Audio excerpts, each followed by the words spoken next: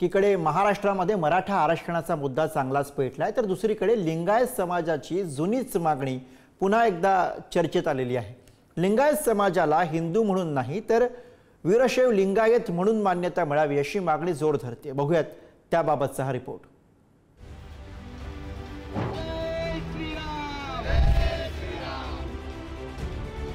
राज्यात मराठा आरक्षणाचा वाद पेटलाय, त्यावरून मराठा विरुद्ध ओबीसी असा सामना भडकलाय। त्यात आता लिंगायत समाजाच्या जुन्या मागणीमुळे वादाची नवी ठिणगी पेटली। कर्नाटकातील काँग्रेस सरकारने राज्यात सामाजिक आर्थिक सर्वेक्षणाचा निर्णय घेतला। या सर्वेक्षणाच्या वेळी लिंगायत समाजाच्या लोकांनी हिंदू म्हणून नाही तर वीरशैव लिंगायत अशी आपली ओळख सांगावी असं आवाहन कर्नाटकात लिंगायत महासभेच्या नेत्यांनी केलं।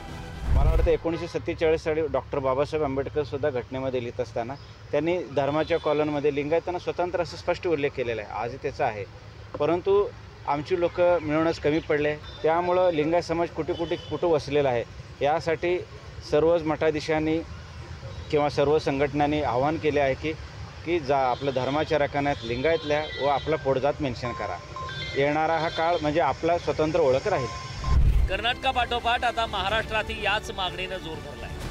हिंदू अशी नोंद करण्याऐवजी वीरशैव लिंगायत अशी ओळख नोंदवा असं आवाहन महाराष्ट्रातूनही करण्यात आलं। लिंगायत हा स्वतंत्र धर्म असल्याची नोंद स्वातंत्र्यपूर्व काळामध्ये जनगणनेच्या फॉर्ममध्ये सुद्धा लिंगायतांचा स्वतंत्र कॉलम होता, तर तो स्वातंत्र्यानंतर काढला गेला आहे। त्यामुळं ती आमची मूळची जी ओळख आहे स्वतंत्र धर्माची ती मिळावी म्हणून सातत्यानं प्रयत्न सगळेजणच आम्ही करत आहोत। त्याप्रमाणे आता जनगणना येत आहे, तर त्यावेळी पुन्हा एकदा आमची स्वतंत्र ओळख निर्माण व्हावी। जनगणनेच्या फॉर्ममध्ये आमचा वेगळा कॉलम असावा आणि आम्ही लिंगायत म्हणूनच नोंद करावी असं आवाहन सगळ्यांना आम्ही आमच्या समाजाला करत आहोत। दरम्यान लिंगायत संप्रदायाच्या या मागणीमुळे राजकीय खळबळ उडाली। लिंगायत समाजाला हिंदू धर्मातून दूर करण्याचा हा डाव असल्याचा आरोप केला जातो। त्यावरून महाराष्ट्रातही आरोप प्रत्यारोपांचा धुरळा उडू लागला। लिंगायत समाज हा हिंदू धर्माचा अविभाज्य घटक आहे, कारण गेल्या अनेक वर्षापासून वीरशैवांची ही संस्कृती आमची शैव संस्कृती आहे। आम्ही सर्वजण हिंदू धर्माचे अविभाज्य घटक यासाठी आहोत की आम्ही हिंदू धर्माचे पाईक आहोत, आम्ही धार्मिक आहोत, आम्ही पारंपरिक पद्धतीने व्यवसाय करणारे आहोत आणि संपूर्णपणे महाराष्ट्रामध्ये 1.5 कोटी हा समाज आहे।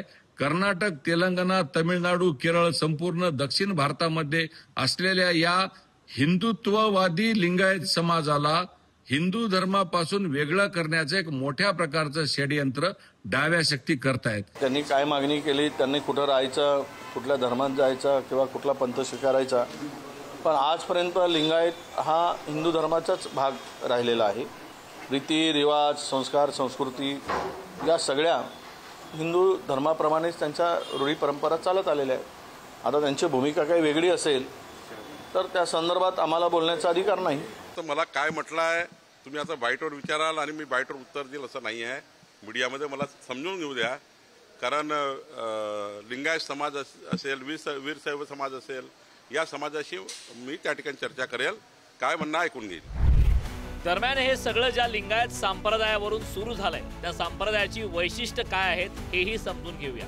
12व्या शतकात महात्मा बसवेश्वर यांच्याकडून लिंगायत संप्रदायाची स्थापना, पारंपरिक वैदिक हिंदू धर्माला पर्याय म्हणून लिंगायत संप्रदायाचा उदय, वैदिक हिंदू धर्मातील अनिष्ट कर्मकांडांना विरोध करण्याचा बसवेश्वरांचा नवा विचार। या संप्रदायाचे अनुयायी स्वतःच्या शरीरालाच मंदिर मानतात। परमेश्वराचं प्रतीक असलेले इष्टलिंग प्रत्येक व्यक्ती धारण करते।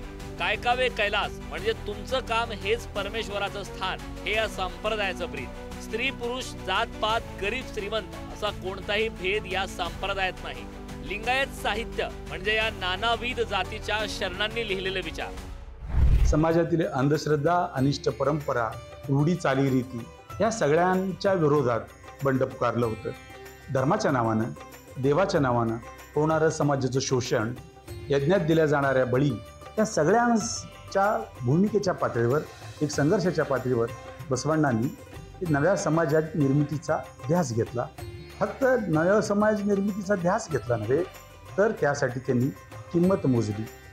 बोले तैसा चाले नव्हे तर चाले तेच बोले, आधी कृती करा नंतरच त्याची भाषणबाजी करा, ही भूमिका घेऊन बसवण्णांनी वाटचाल केली। लिंगायत समाजाला वीरशैव लिंगायत म्हणून मान्यता मिळावी यासाठी अनेक मोर्चेही निघाले।